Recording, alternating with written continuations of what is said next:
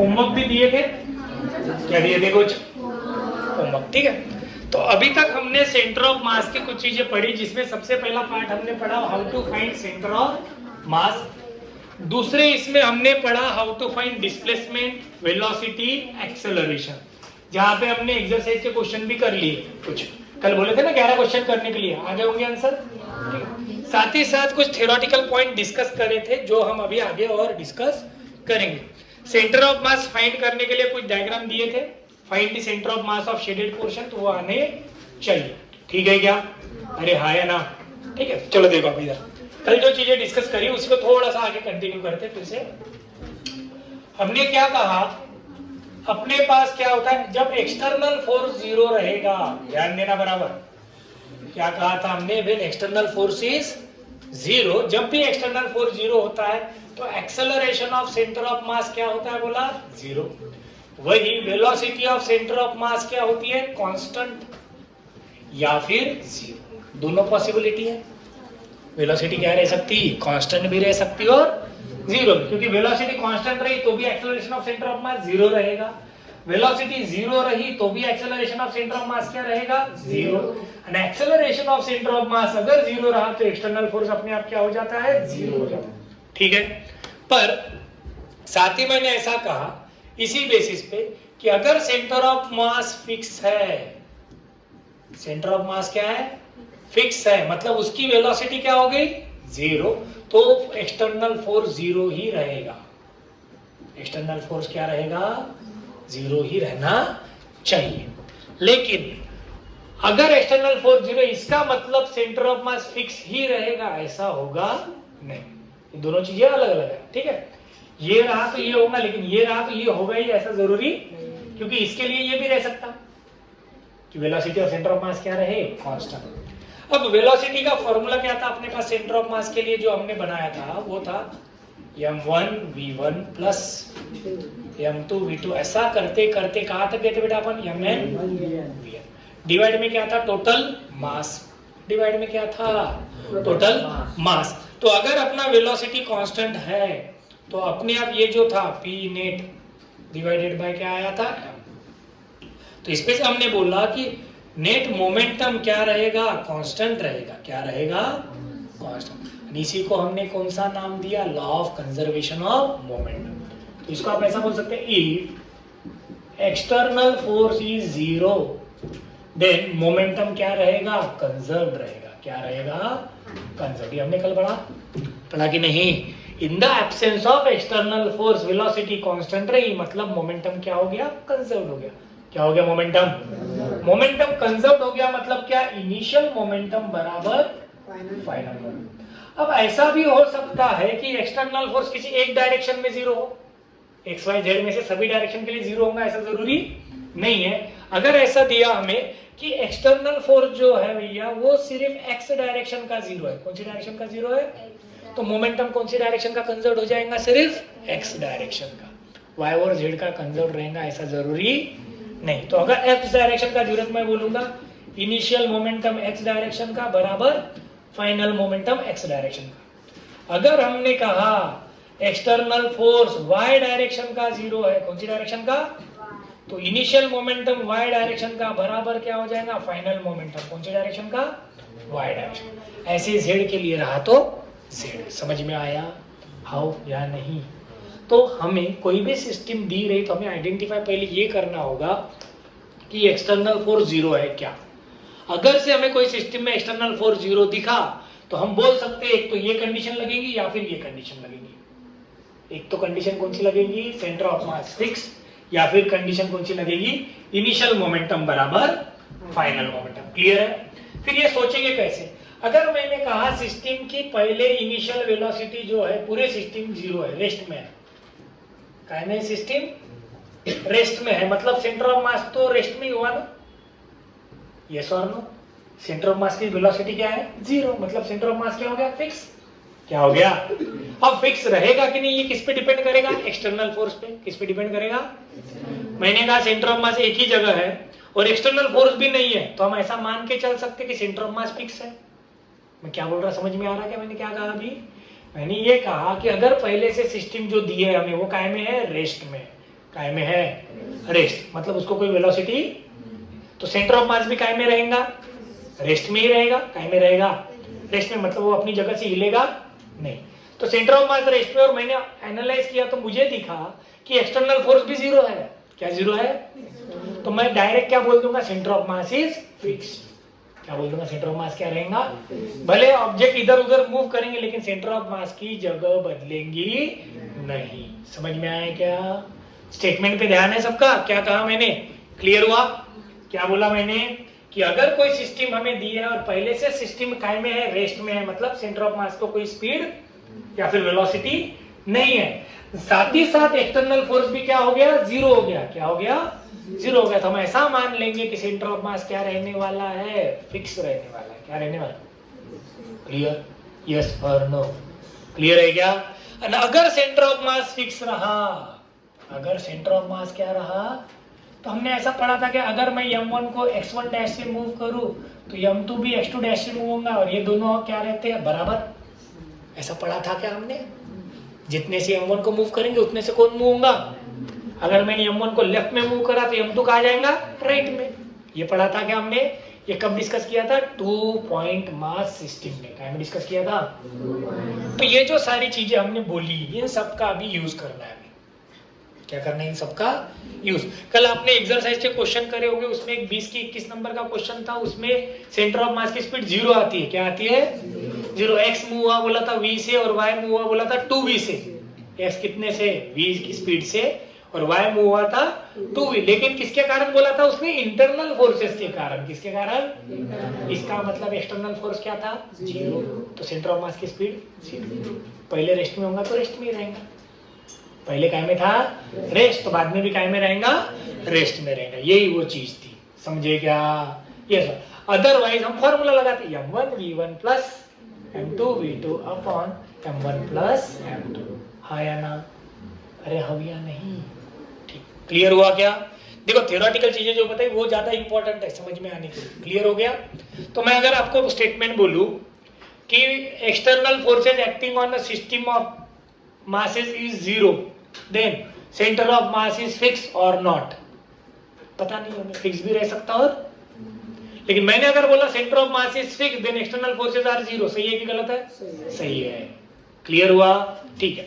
मैं ऐसा बोल सकता हूं सेंटर ऑफ मास अगर कांस्टेंट वेलोसिटी के साथ मूव हो रहा है, मतलब सेंटर ऑफ मास की क्या कांस्टेंट है? वेलोसिटी। तो मैं अगर काइनेटिक एनर्जी सेंटर ऑफ मास की निकालूं तो half m v cm square ऐसा होगा, बराबर है? ऐसा होगा।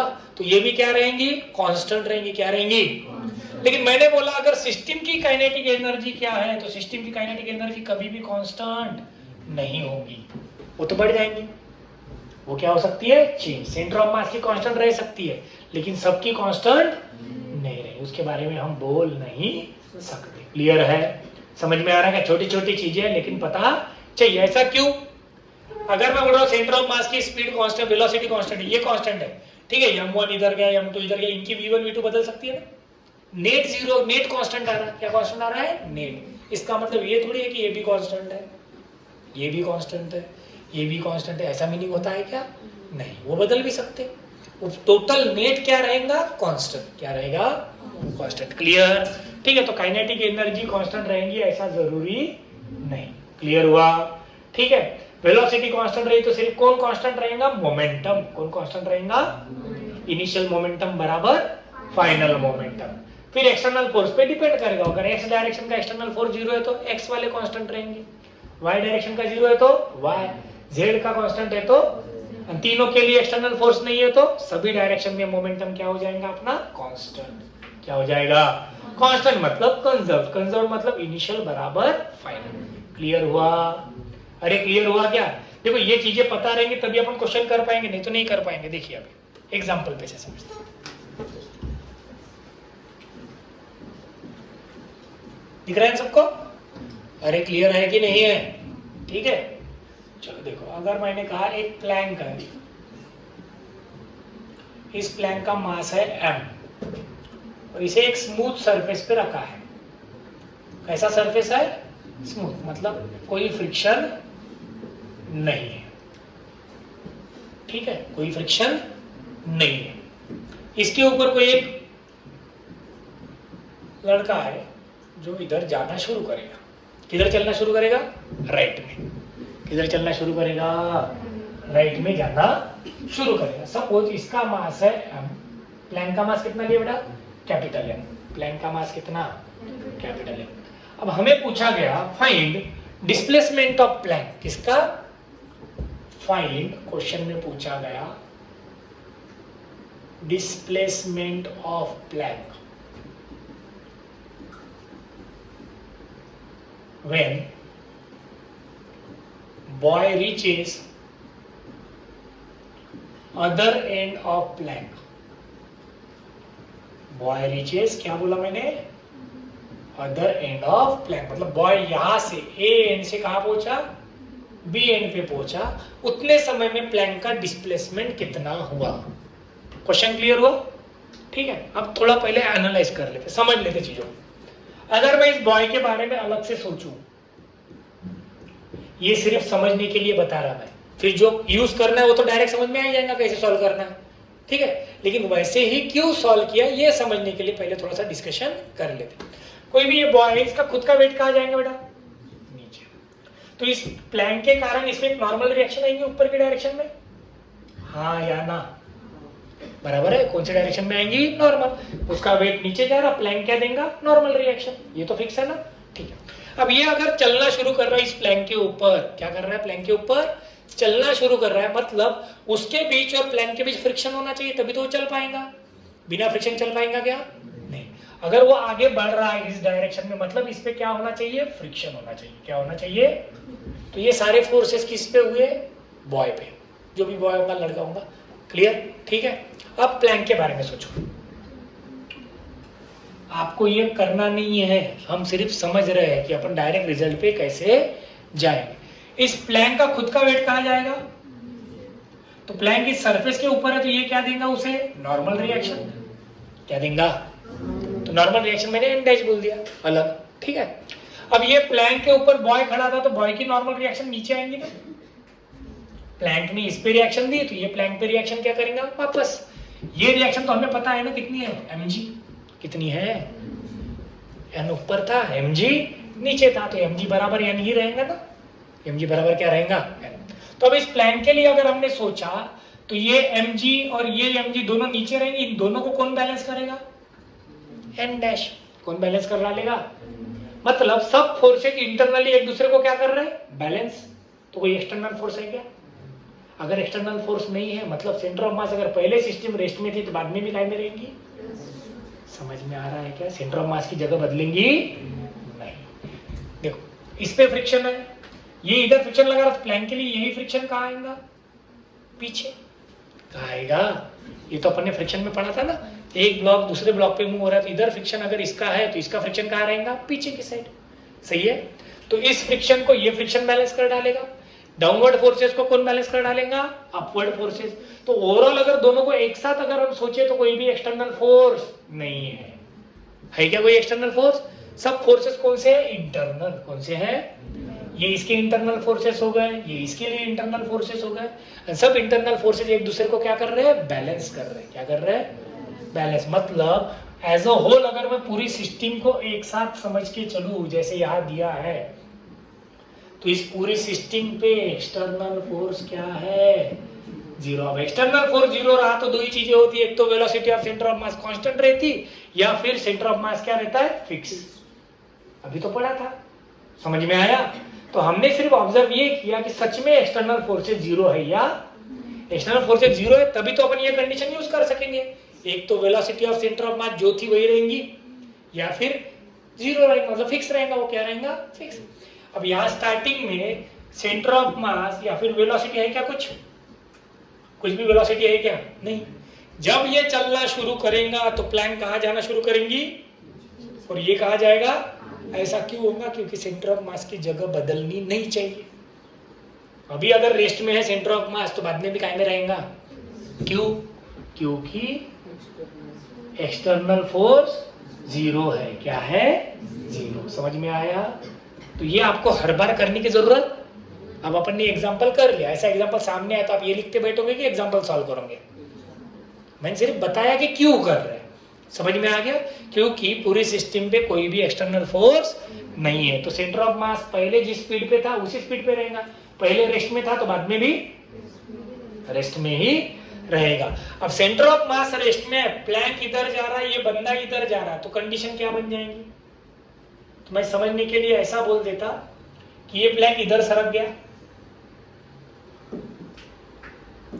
प्लैंक सरक गया लेफ्ट साइड, ये पहले यहां था, यहां से कितना शिफ्ट हो गया x, तो ये बंदा यहां था, इस एंड पे पहुंच जाएगा। अबे हाँ या ना? प्लैंक की लेंथ है सपोज l, कितनी है? तो मुझे बताओ इस बंदे ने कितना डिस्टेंस कवर करा यहां से यहां जाने में? प्लैंक की पूरी लेंथ कितनी थी l, प्लैंक इधर सरक गया कितना x, तो इसको कितना चलना पड़ा l माइनस x, इतना ही चलना पड़ा, पूरा l चलना पड़ा क्या?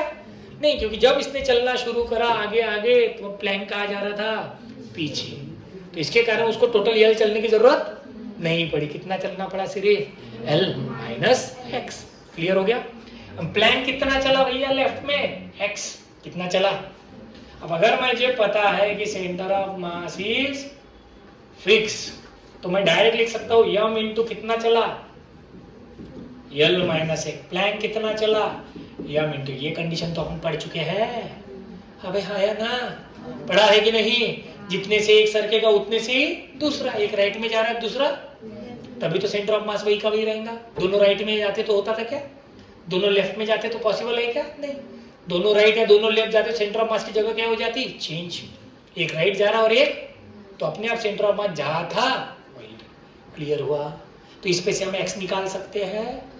सपोज मैं बोल दूं m था अपने पास 20 kg, कैपिटल M था अपने पास 50 kg, अनियल था अपने पास 10 मीटर, तो आंसर आ जाएगा m कितना है 20, 10 माइनस x बराबर 50 इंटू x। सॉल्व करेंगे कितना हो जाएगा?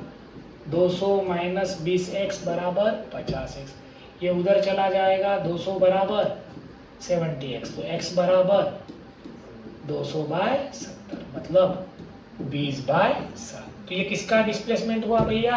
प्लैंक का। अगर हमें पूछा बॉय का डिस्प्लेसमेंट कितना, तो बॉय का डिस्प्लेसमेंट कितना है? l माइनस एक्स, मतलब 10 माइनस 20 बाय 7, मतलब 50 बाय 7। समझे क्या? अरे हाँ या ना? अबे कुछ मर गए? कुछ समझ में आ रहा है ना क्या बोल रहा मैं? ठीक है ना? तो एग्जाम्पल सॉल्व करते समय तो आप डायरेक्ट स्टेप ही लगाओगे ना, ये इधर सरका, ये इतना चला, लगा लेफ्ट में जाने वाले और राइट में जाने वाले, इतना ही करेंगे ना। सर यहाँ 2 थे 3 लोग रहे तो चलता, हमें कोई फर्क नहीं, राइट में जाने वाले एक तरफ लिखेंगे, लेफ्ट में जाने वाले एक तरफ लिखेंगे। कैसे? ये देख, ये 2 लोग हैं, ये इधर अनुष्का है, ये इधर अनन्या है। ये बोट की लेंथ है सपोज 10 मीटर, कितनी है? 10 मीटर। बोट काहे पे फ्लोट कर रही है? पानी पे, नहीं तो क्या माटी पर फ्लोट कर पानी पे करेंगे, क्या मिट्टी पे फ्लोट करेंगे क्या? फ्लोट काहे पे है? पानी पे। क्लियर? अब इसका मास है ये है कौन? अनुष्का, इसका मास है 50 किलो, इधर अनन्या का मास है 20 किलो।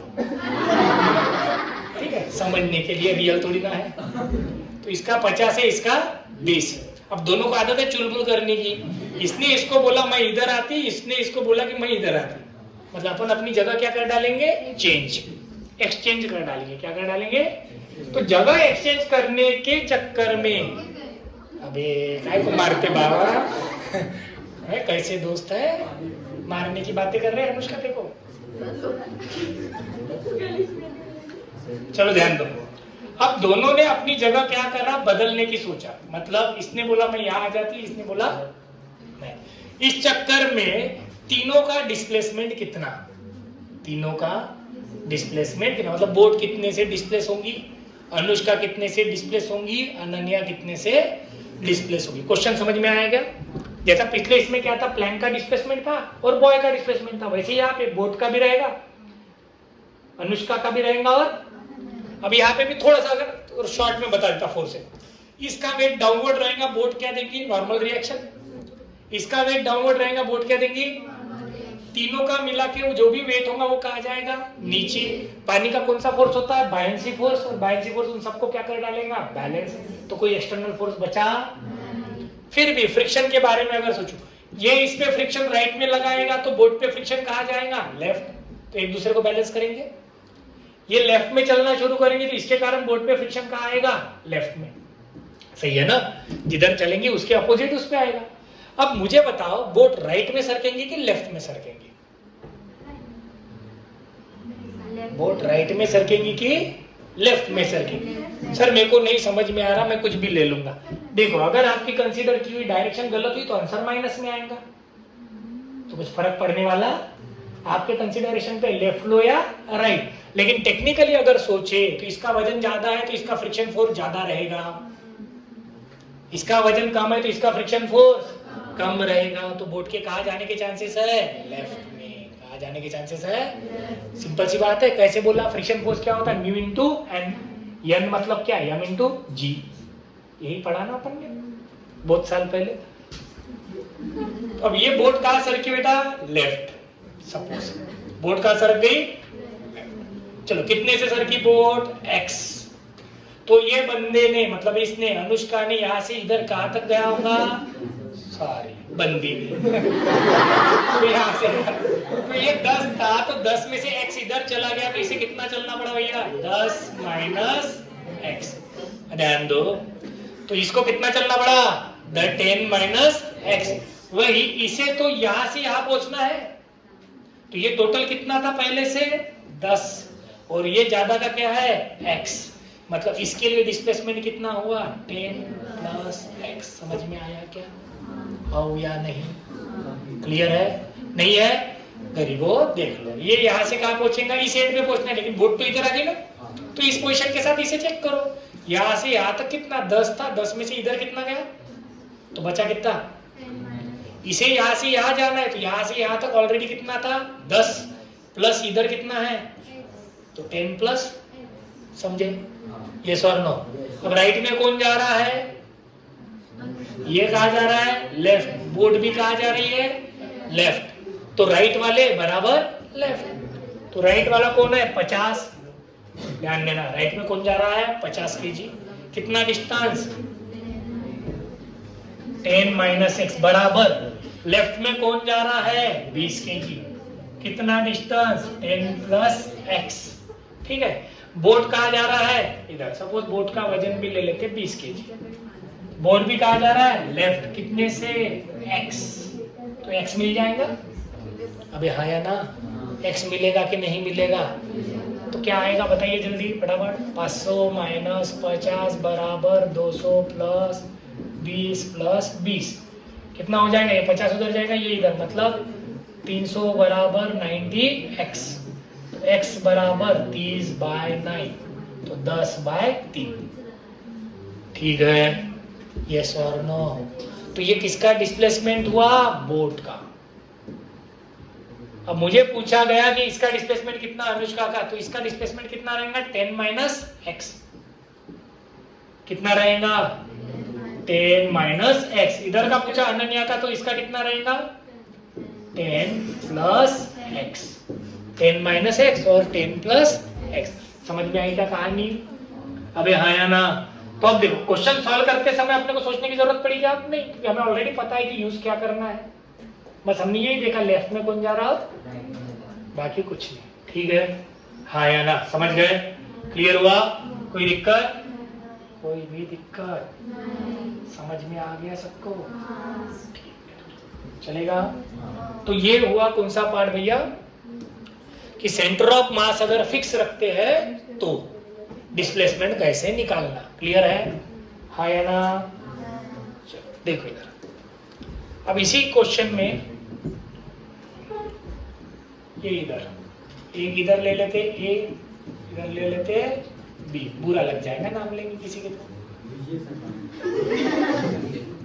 10 मीटर ये बोट का वजन है, सपोज 10 केजी। इधर कोई तो भी है 70 केजी, इधर है 50 केजी। दोनों ने चलना शुरू किया, कुछ देर के बाद दोनों सेंटर में आके मिले। कहाँ आके मिले? सबका डिस्प्लेसमेंट बताओ। तो कहानी तो वही रहेंगी, है ना? चलो मैं डायरेक्ट अगर करना चाहूँ तो बताइए मुझे क्या होगा। तो इसका वजन ज्यादा है तो बोट इधर सरकेगी, सही है कि नहीं? अगर दोनों का वजन सेम होता तो कहीं नहीं जाता, जब आके क्लियर है। चलो अब बोट लेफ्ट में गई, मैं अब इसी डायग्राम पे ले लेगा। अब ये डिस्टेंस कितना था बेटा? 10 में से ये कितना होगा? 5 इधर है और 5 यही तक ही पहुंचना है ना? हाँ या नहीं? यस और नो? यहां तक पहुंचना था। ये सेंटर इधर शिफ्ट हो जाएगा थोड़ा, बोट इधर गई तो कितने से शिफ्ट होगा? x से। इधर बोट कितनी सर की? x। तो अब डायरेक्ट मुझे बताइए क्या लिखेंगे? ये 70 kg वाला कितना चलेगा बताओ? 10 - x की 5 - x? 5 - x, क्योंकि कहां तक पहुंचना है? सिर्फ सेंटर तक। कहां पहुंचना है? पूरा एंड तक पहुंचना है क्या? नहीं, सेंटर मतलब 10 में से कितना? 5। बोट कितना चली? बोट का मास कितना है? 10। बोट कितना चली? x। इसको कितना चलना पड़ा? 50 × 5 + x। यहां से सेंटर कितने पे था? 5 और ज्यादा का x, तो x मिल जाएगा, हाँ या ना? इसके लिए डिस्टेंस कितना रहेगा? 5 - x। b के लिए डिस्टेंस कितना रहेगा? 5 + x। सही है क्या? हो या नहीं? जब खुद सॉल्व करने बैठेंगे तो अपन ऐसे करेंगे फटाफट, अपन थोड़ी लिखते बैठेंगे 4 0 है नहीं, हमें पता है क्वेश्चन उसी कंडीशन का होने वाला है, चेक करने की जरूरत पड़ेगी क्या? नहीं। क्लियर है? समझा? अरे समझा कि नहीं? तो इसमें हमने कंजर्वेशन ऑफ मोमेंटम यूज नहीं किया अभी तक। अभी तक हमने सिर्फ कौन सी कंडीशन यूज करी कि सेंटर ऑफ मास क्या है? फिक्स है। क्या है? सेंटर ऑफ मास फिक्स है। समझे? ठीक है, कर लोगे क्वेश्चन इसके? आ जाएंगे पक्का? ठीक है, चलो देखो, क्लियर है ना? समझ में आ गया ना? ठीक है। अब थोड़ा सा एक और इसी में थोड़ा सा डिफिकल्ट क्वेश्चन। सपोज एक प्लैंक है। क्या है? प्लैंक। इसका मास है m kg। यहाँ पे एक ब्लॉक रखा था स्मॉल m। कितना रखा? अब ये जो प्लैंक है ये है स्मूथ सरफेस पे और ये सरफेस भी कैसा है? अब इसे रिलीज किया तो ये कहाँ जाएगा? नीचे। ये कहाँ जाएगा? अब जैसे ये नीचे जाएगा ये प्लैंक कहाँ सरकेगा? लेफ्ट में। कहाँ सरकेगा? अब मुझे इतना सोचना है कि इस केस में सेंटर ऑफ मास की जगह फिक्स है क्या? मुझे ये बताइए कि सेंटर ऑफ मास फिक्स रहेगा कि नहीं रहेगा इसको कंडीशन में। समझ में आएगा क्वेश्चन? अब दिखती बात है, इसमें एक्ट होने वाले फोर्सेस के बारे में सोचे अगर हम, तो इसमें फोर्स क्या रहेगा बेटा? एक नॉर्मल, इधर उसका क्या रहेगा? इसका खुद का क्या रहेगा? Weight mg। क्या रहेगा? Weight mg। इधर कौन रहेगा? इसका नॉर्मल। इस नॉर्मल के दो कंपोनेंट बन सकते हैं, एक लेफ्ट और एक राइट। चलो, इसका खुद का वेट कहाँ जाएगा? नीचे। इसका नॉर्मल कहाँ जाएगा? ऊपर। सही है? तो ये जो वेट नीचे आ रहा है, इसका वेट और इसका वेट, इसे तो ये बैलेंस कर दे रहा। लेकिन ये जो नॉर्मल रिएक्शन थी इसके दो कंपोनेंट बन गए, एक लेफ्ट में और एक वर्टिकल। सही है? तो वर्टिकल वाले को तो बैलेंस कर लिया किसी ने, लेकिन लेफ्ट वाले को बैलेंस करने के लिए राइट में कोई भी फोर्स है क्या? नहीं है। मतलब ये प्लैंक कहाँ सरकेगा? लेफ्ट में। कौन से फोर्स के कारण? इस इंटरनल फोर्स के कारण। इस इंटरनल फोर्स के कारण। मैंने एक्सटर्नल वर्ड यूज किया क्या? एक्सटर्नल फोर्स कोई दिख रहा है? नहीं, कोई भी बाहर का फोर्स नहीं है। मतलब ये प्लैंक लेफ्ट में जाएगा, ये नीचे आएगा। ये तो क्लियर हो गया। दूसरी बात कि सेंटर ऑफ मास जहां था हॉरिजॉन्टली, जहां था हॉरिजॉन्टली वो वही रहेगा, हॉरिजॉन्टली वही का वही, लेकिन वर्टिकली सेंटर ऑफ मास की जगह बदल सकती है, क्योंकि ये मास जब नीचे आ जाएगा तो नीचे की साइड मास ज्यादा हो गया, ऊपर की साइड मास, तो सेंटर ऑफ मास वर्टिकली क्या हो सकता है? चेंज। तो इस कंडीशन में सेंटर ऑफ मास का कौन सा कोऑर्डिनेट फिक्स है? x। कौन सा कोऑर्डिनेट फिक्स है? सिर्फ x कोऑर्डिनेट। y कोऑर्डिनेट बदलेगा। जैसे अगर मैं इसको थोड़ा सा इधर ले गया बोलूं मास, तो ये प्लैंक सपोज यहां आ गया, क्लियर? तो ये ब्लॉक यहां पहुंच जाएगा। हमें पूछा गया क्वेश्चन में, फाइंड डिस्प्लेसमेंट ऑफ प्लैंक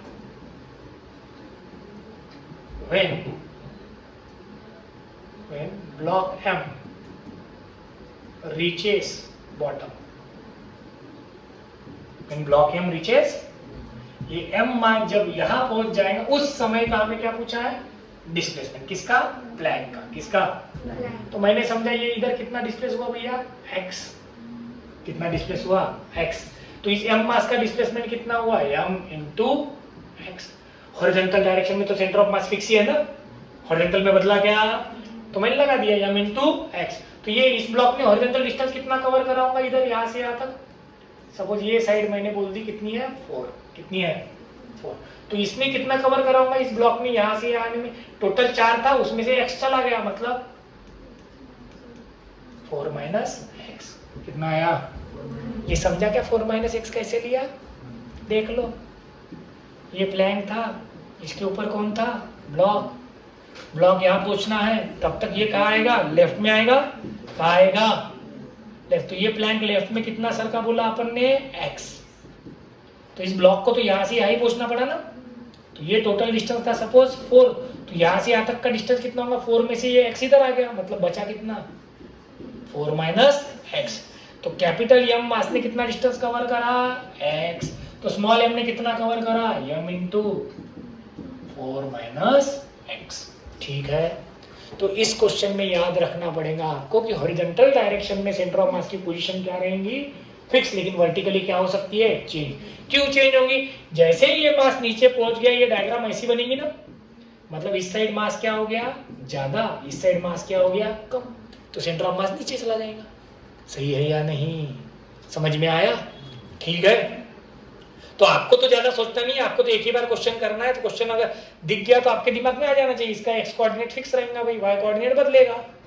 इतना ही याद रखोगे ना, बाकी की कहानी थोड़ी ना याद रखते बैठना, वो तो एक बार सुन ली, बस हमें एग्जाम्पल करते आने चाहिए। क्लियर हुआ क्या? अभी समझा गया जो भी पढ़ा है अभी तक? हो या नहीं? क्लियर है? तो कहानी पे ध्यान दो। एक्सटर्नल फोर्स 0 है, इसका मतलब velocity of centre of mass constant रह सकता, नहीं तो 0 रह सकता। क्या रह सकता? 0। अगर सेंटर ऑफ मास फिक्स है मतलब एक्सटर्नल फोर्स तो 0 ही रहेगा। क्या रहेगा? 0।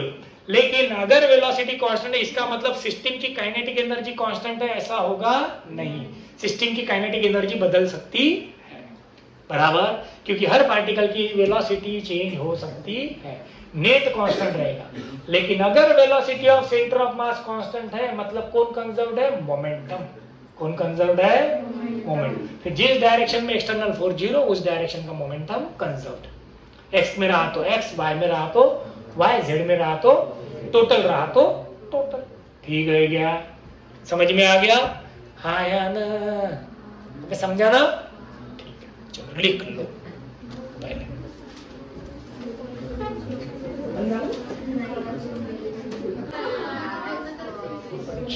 क्लियर हो गया ये इतना बात?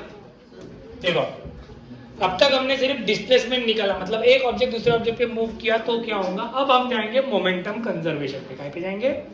अब इतना हमें पता चल गया कौन से सिचुएशन में एक्सटर्नल फोर्स 0 रहेगा। जिस भी सिचुएशन में एक्सटर्नल फोर्स 0 होगा उस सिचुएशन में अपना मोमेंटम क्या रहता है? कंजर्व। क्या रहता है? अब उसी पे बेस 2 कंडीशन अपन पढ़ लेंगे, पर 10 मिनट में हो जाएगा। देखो, सपोज यही वही कंडीशन जो अभी अपन ने क्वेश्चन सॉल्व करे। सपोज ब्लॉक है, मतलब प्लैंक है, ये स्मूथ सरफेस पे रखा है, इसके ऊपर कोई बंदा फिर से वही कि चलने वाला है। क्या करने वाला है?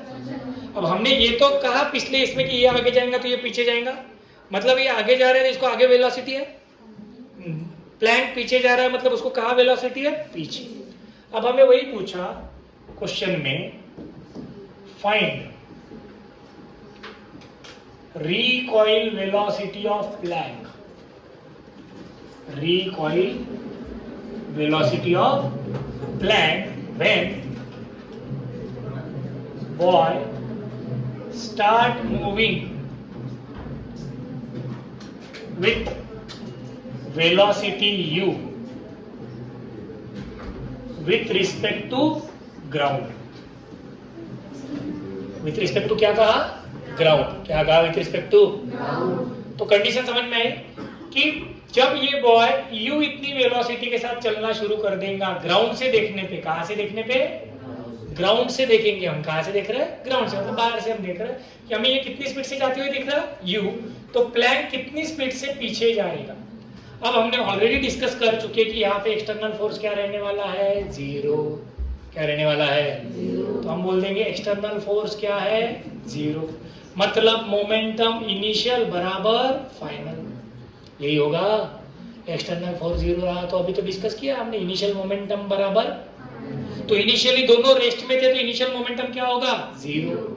बाद में फाइनली ब्लॉक कहा जा रहा, बॉय कहा जा रहा है राइट और प्लैंक कहा जा रहा है लेफ्ट। तो बॉय के लिए m into u minus plank के लिए m इंटू v। समझ में आया क्या? हाँ या नहीं? अब दोनों हॉरिजॉन्टल डायरेक्शन में तो मैग्नीट्यूड सेम ही रहेगा, तो मैं इसको बोल सकता है m into u minus, minus क्यों आया? ये राइट में जा रहा है और ये लेफ्ट में जा रहा है, क्लियर है? तो यहां से मुझे v मिल जाएगा, v बराबर m by m into u. समझ में आया क्या? हाँ या ना? अब हमें किसी ने पूछ लिया इसी क्वेश्चन में कि वर्क डन कितना, क्या पूछा? वर्क डन कितना। तो हमने पढ़ा है work done by all forces is equal to क्या होता है? Change in kinetic energy. पढ़ा था कि ये work done by all forces क्या होता है? Change in kinetic energy. ये कहाँ पढ़ा था हमने? वर्क पावर एनर्जी में। कहाँ पढ़ा था? तो हम ऐसा बोल सकते वर्क डन बराबर चेंज इन काइनेटिक एनर्जी, मतलब क्या? फाइनल माइनस, तो इनिशियल तो 0 थी क्योंकि दोनों काय में थे? रेस्ट। फाइनल काइनेटिक एनर्जी क्या होगी? Half m u square plus half m v square, दोनों की एनर्जी की एडिशन। अब इसमें माइनस लगाओ क्या? कल ही बताया मैंने, स्केलर है, क्या है?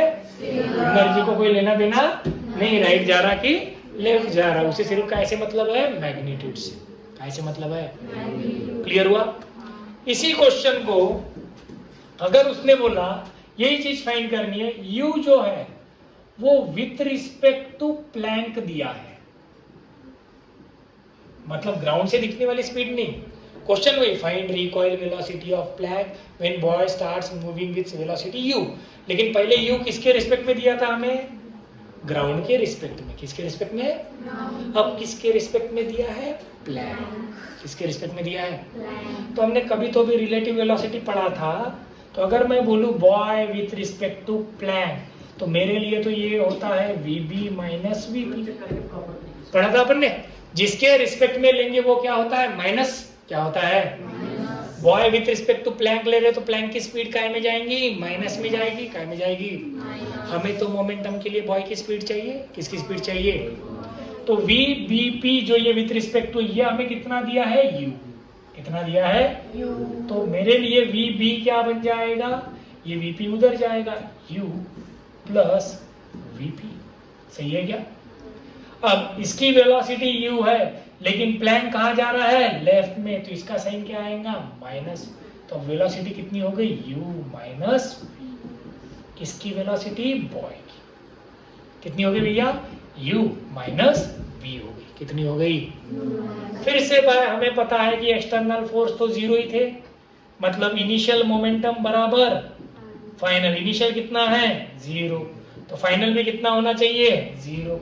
फाइनल मोमेंटम क्या होता है? Mass into velocity. Mass into boy का मास m, बॉय की स्पीड कितनी है? अब देखो u माइनस v कितनी है? क्लियर? और प्लैंक का मास कितना है? m, और प्लैंक की स्पीड कितनी है? v बराबर 0। माइनस क्यों लिया? बॉय राइट में जा रहा है उसको प्लस लिया, प्लैंक कहाँ जा रहा है? लेफ्ट में, तो उसके लिए उसका क्या लिया? माइनस। ये उधर जाएगा, तो मुझे v अगर निकालना है तो क्या बनेगा? बताओ। m into u minus m into v बराबर m इंटू ये इधर चला जाएगा, m इंटू यू बराबर m plus m into v. तो v आ जाएगा m u by m plus m। अगर ऐसे ही हमें u निकालने का काम पड़ जाए तो u हो जाएगा अपने लिए m into v divide by m plus m। दोनों पे ठीक है क्या? अरे ठीक है क्या? क्या पढ़ा हमने अभी कि वही कंडीशन थी, सिर्फ हमने कौन सा लॉ लगा लिया अभी? Conservation of momentum. पहले डिस्प्लेसमेंट पूछा था, अब क्या पूछी थी? वेलोसिटी। क्या पूछी थी? तो वेलोसिटी निकालने का रहा तो क्या यूज करेंगे? Law of conservation of momentum. Initial बराबर फाइनल। क्या लगाया हमने? इनिशियल बराबर, वही तो किया ना, हो या नहीं? बस मोमेंटम के टाइम पे ध्यान में रखना भैया, जब भी लिखोगे तो उसमें प्लस माइनस पे ज्यादा ध्यान देना पड़ेगा। पहले तो प्लस ही रहेंगे ना, टोटल मोमेंटम का तो ये तो प्लस ही है, लेकिन ये वेलोसिटी अपोजिट डायरेक्शन में, इसलिए प्लस का क्या बन जाता है? माइनस। हर बार माइनस रहेगा जरूरी है क्या? दोनों सेम डायरेक्शन में भागे तो प्लस ही रहेगा, अपोजिट डायरेक्शन में जा रहे इसलिए एक प्लस हुआ और एक। क्लियर है क्या? हाँ या ना? अरे समझे कि नहीं? हाँ समझा? हाँ नहीं? सपोज ध्यान दीजिए, एक ब्लॉक है 5 किलो का,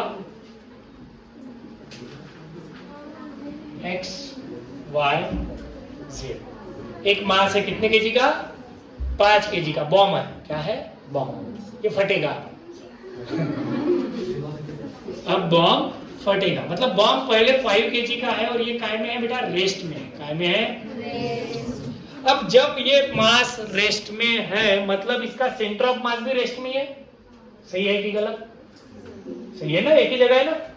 अब रेस्ट में है तो इसका centre of mass suppose spherical दिख रहा है तो ओरिजिन पे ही होगा। कहाँ होगा? अब अगर ये बस्ट हो गया तो इसके टुकड़े बन जाएंगे।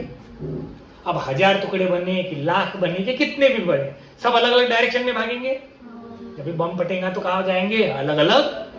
अब मुझे बताओ, बस्ट होने के बाद जब ये छोटे छोटे टुकड़े अलग अलग डायरेक्शन में भाग गए, कोई इधर कोई इधर कोई इधर कोई इधर, कहीं पे भी गए, सेंटर ऑफ मास की जगह बदलेंगी कि सेम रहेंगी? क्यों? Because there is no external force. बस्ट किसके कारण हुआ? वो खुद के इंटरनल फोर्स के कारण। एक्सटर्नल फोर्स आए ही नहीं तो सेंटर ऑफ मास जहां था वही रहेगा। फिर उसके 1000 टुकड़े हो, लाख टुकड़े हो कि करोड़ों टुकड़े, उससे फर्क पड़ेगा? तो पहले जहां सेंटर ऑफ मास था वही के वही रहेगा। क्लियर? ठीक है। अब ऐसा समझो कि इसके बने 4 टुकड़े। कितने बने? 4। तो एक पहला 1 केजी का टुकड़ा इधर भागा, ज्यादा छोटा हो गया क्या? चलेगा, समझ लोगे तुम लोग। इसकी स्पीड है 8 मीटर पर सेकंड। कितनी स्पीड से भागा? 8 मीटर। दूसरा भी इधर बना 1 केजी का ही। कितने केजी का बना? 1 केजी का। ये इधर भागा 10 मीटर पर सेकंड से। कौन सी एक्सिस के अलॉन्ग भागा? तीसरा टुकड़ा भी बना 1 केजी का ही। कितने केजी का? 1 केजी का। ये इधर भागा y डायरेक्शन में 4 मीटर पर सेकंड। तो ये कितना मास हो गया? 1 2 3, तो 2 केजी बचा। कितना बच गया? तो हमें पूछा उसने find velocity of fourth mass of 2 KG. क्या पूछा हमें? Find velocity of fourth mass of 2 KG. किसका पूछा है? फोर्थ मास का। क्लियर है? यस और नो? तो हमें पता है कि इसमें कोई भी एक्सटर्नल फोर्स नहीं है। अबे है कि नहीं है? नहीं। एक्सटर्नल फोर्स है क्या? नहीं। मतलब इनिशियल मोमेंटम बराबर फाइनल मोमेंटम होना चाहिए। इनिशियल मोमेंटम बराबर हो या नहीं? चलो, तो इनिशियल मोमेंटम तो रेस्ट में तो क्या रहेगा? 0। फाइनल मोमेंटम क्या होगा? m1 v1 plus m2 v2 plus m3 v3 plus m4 और v4, सबके मोमेंटम की एडिशन। अब जो वेलोसिटी दी वो पुट करेंगे। चलो, m1 इक्वल टू क्या होगा? 0। m1 कितना है बेटा? सपोज इसको 1 बोल देते m1, इसको बोल देते m2, इसको बोल देते m3। चौथा हमें पता नहीं कहा जा रहा। तो m1 1 kg, v1 कितना? x डायरेक्शन में जा रहा है, 8 मीटर पर सेकंड के साथ कहा जा रहा है x, तो ये हो जाएगा 8 i कैप। भाई ये सही है ना? अलग अलग डायरेक्शन में तो वेक्टर फॉर्म में लिखना पड़ेगा, i j के लगाना पड़ेगा। सेकंड मास भी 1 kg है, लेकिन वो कहा जा रहा है बताइए? y डायरेक्शन में। तो यहाँ पे क्या आएगा? 1 इंटू स्पीड कितनी है उसकी? 4 यानी j क्या प्लस m3, ये भी कितना है? 1 kg। ये कहा जा रहा? z डायरेक्शन में। कहा जा रहा? z direction. कितनी स्पीड के साथ? 10। तो इसके साथ कौन आएगा बेटा? k क्या प्लस चौथा मास कितना है? 2। इसकी वेलोसिटी हमें पता नहीं। सही है ना? उसकी वेलोसिटी पता है क्या? i j के नहीं पता। तो ये सब उधर जाएंगे। 2v बराबर ये बन जाएगा -8i -4j -10k। ठीक है क्या? तो v बराबर ये 2 से डिवाइड हो जाएगा, -4i -2j -5k। समझे क्या? तो चौथा मास कुछ अलग ही डायरेक्शन में जाएगा, जिसमें i भी रहेगा, j भी रहेगा और k भी रहेगा। सही है? और इसका मैग्नीट्यूड निकालना होता आप लोगों को तो पता ही है, √4² + 2² + 5², 16 + 8 + 25 मतलब 50। अच्छा कितना आएगा ये? 45 हो गया। तो कितना होगा ये? 3√5। 45 में 9 5 45, 9 का स्क्वायर रूट 3, तो अंडर रूट में कौन बचा? 5। समझे क्या रे भाई? तो जब भी आपको क्वेश्चन ऐसा दिखेगा कि कोई एक टुकड़ा था वो बर्स्ट हो गया, तो इनिशियल मोमेंटम बराबर क्या लगाना है? Final momentum. क्या लगाना है? इनिशियल मोमेंटम बराबर फाइनल मोमेंटम। सही है? समझ में आ गया? इसमें कोई कंफ्यूजन, कोई डाउट? अरे है क्या? नहीं। तो कब यूज करते हैं अपन इनिशियल मोमेंटम और फाइनल मोमेंटम सेम? जब एक्सटर्नल फोर्स क्या होता है? 0 होता है। क्या होता है? 0 होता है। ठीक है, तब तक हम यूज नहीं कर पाएंगे। और वेलोसिटी के बारे में हमें इंफॉर्मेशन क्या दिए उस पर बराबर ध्यान देना है, किसके रिस्पेक्ट में दिया। हम चीज को वहां बैठ के ऑब्जर्व नहीं, आप बम पे बैठ के ऑब्जर्व करोगे कि बम कैसे फटा, अपन बाहर से ऑब्जर्व करेंगे। सही है ना? अपन कहां से ऑब्जर्व करने वाले? बाहर से। तो हमें जो स्पीड चाहिए वो कहां से चाहिए? With respect to ground. कहां से चीजों को देख रहे हैं हम? बाहर से, ग्राउंड से। क्लियर? समझ में आया? इसलिए इस क्वेश्चन में हमने कौन सी स्पीड निकाली? Velocity with respect to ground निकाली। डायरेक्ट सॉल्व किया क्या? ठीक है, समझ गए? चलिए, तो ये हो गया अपना पार्ट का law of conservation of momentum. अब इसमें हमें कल भी बहुत सारे एग्जांपल्स ही करना है। क्या करना है? क्योंकि कंसेप्ट तो उतने ही है। अब हमें क्या समझ में आएंगे? सिचुएशन कब समझ में आएंगे? जब नंबर ऑफ एग्जांपल करेंगे अलग अलग, तो ये चीजें क्लियर होंगी। तो कल हम बहुत सारे इसके क्या करेंगे? एग्जांपल। अब जिनके पास भी डीसी पांडे की बुक है तो उसमें के क्वेश्चन सॉल्व करना शुरू कर दो। मैंने पहले भी बोला था, याद है क्या? मॉड्यूल के बाद डीसी पांडे। ठीक है, चलिए तो आज का होमवर्क दे देंगे। क्लियर? ठीक है क्या? शेड्यूल आज आ जाएगा बेटा नोटिस बोर्ड पे, टेस्ट सीरीज का शेड्यूल, जिसमें 5 टेस्ट रहेंगी छोटी वाली टेस्ट सीरीज के हिसाब से, और 2 मेजर टेस्ट रहेंगे। ऐसा मार्च तक का शेड्यूल है। तो जहां बीच में गैप ज्यादा रहेंगी वहां पे छोटी छोटी टेस्ट होती रहेंगी, अपनी छोटी पार्ट टेस्ट होती रहेंगी। बड़ी वाली मेजर टेस्ट जो है वो 5 होंगी अब यहाँ से मार्च तक। तो कभी भी 3 हफ्ते की गैप आएंगी, कभी 2 हफ्ते की गैप आएंगी। क्लियर है? हाँ या नहीं? लेकिन वो जहां पे गैप बड़ी है वहां पे बीच में छोटी छोटी टेस्ट हो जाएंगे, क्योंकि जहां गैप बड़ी है तो समझ जाना उसके बाद की मेजर टेस्ट में नंबर ऑफ चैप्टर्स क्या रहेंगे? ज्यादा। तो इसलिए बीच में गैप ज्यादा रहेंगे। समझे? तो उस गैप में जो नंबर ऑफ चैप्टर ज्यादा है तो उनकी पार्ट टेस्ट अपन कवर कर लेंगे, 2 चैप्टर वाले। समझे कि नहीं? तो अपना टारगेट है कि मार्च एंड तक पूरी 11th की पढ़ाई अपनी खत्म हो जाए। क्लियर? अब 11th की पढ़ाई मतलब बोर्ड्स के हिसाब से 3-4 चैप्टर ऐसे रहेंगे फिजिक्स के जो 11th में ही आएंगे अपने नीट के। जैसे सर्कुलर मोशन आ गया, अब रोटेशनल मोशन आ जाएगा, ऑसिलेशन आएगा आगे चल के, वेव्स आएगा। तो ये सब का पार्ट है, 12th बोर्ड का भी पार्ट है। तो उसको पैरेलली कवर करके रखना है। समझे? हाँ या नहीं? ठीक है, चलिए, थैंक यू।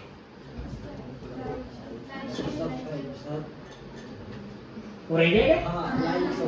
तो चैनल को लाइक शेयर एंड सब्सक्राइब करना ना भूलें। ये जो आवाज दे रहे यही नहीं करते ज्यादा कमेंट, तो कमेंट्स बढ़ा दो, शेयर्स भी बढ़ाओ। ठीक है, चलिए, थैंक यू।